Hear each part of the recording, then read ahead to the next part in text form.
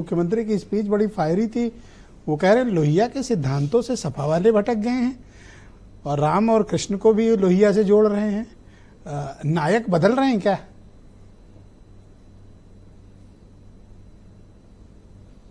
ऐसा नहीं है, लेकिन जब व्यक्ति थोड़ा सा बहुत सी चीजों को लेकर के प्रफुल्लित होता है, अपबीटेड होता है, तो इस तरह की बातें आती हैं। और उसमें कुछ नया नहीं था।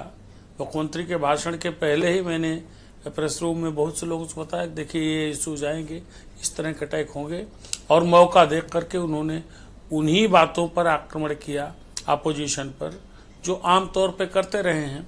अपबीटेड इसलिए हैं, इसमें कोई शक नहीं, कोई हाँ कहे ना कहे, लेकिन प्रयागराज के महाकुंभ की कामयाबी के बाद हिंदुओं की आस्था का जिस तरीके से वहाँ जुटान देखी गई, जितना उत्साह देखा गया, तो जाहिर सी बात है जिस पार्टी, जिस नेता की राजनीति के केंद्र बिंदु वह विषय हो और उसका बहुत अच्छा रिस्पांस मिले, तो अब बीटेड रहेगा। उसी हिसाब से उन्होंने बोला, मौका था, बोला।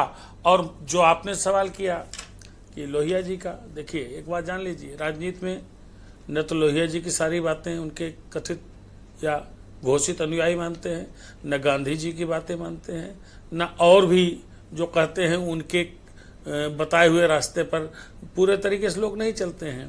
तो एक मौका भाजपा को, नेता सदन योगी आदित्यनाथ को मिला कि उन्होंने रामकृष्ण और शिव से जोड़ दिया, क्योंकि रामकृष्ण और शिव के विषय में स्वाभाविक सी बात है और स्थापित सत्य है कि राम मनोहर लोहिया के अपने विचार थे, समय समय पर उन्होंने लिखा है, बोला है, तो उसका उन्होंने उदाहरण दे दिया, एक मौका था। लेकिन आज पूरे हाउस में, अभी आपने मेंशन किया था ब्रजेश जी, सबसे आनंददायक क्षण तब आया जब चच्चू को तो मैं उनको जगत चाचा कह दूं, बात खत्म, जगत चाचा। तो जब लीडर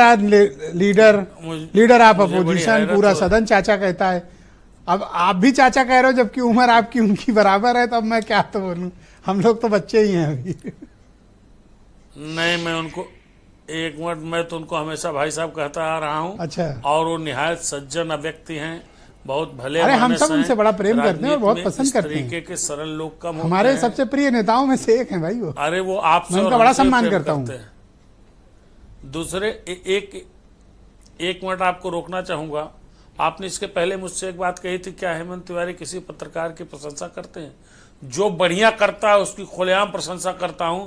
और आपके मंच से बता दूं कि मैं ब्रजेश मिश्रा की कार्यशैली का, उनके पत्रकारी गुणवत्ता का, एक पत्रकार के रूप में उनकी भूमिका का, उनकी हिम्मत का, आज के दौर में एक सफल समाचार चैनल के निरंतर सफलतापूर्वक संचालन का श्रेय उनको देता हूं और तारीफ कर रहा हूं।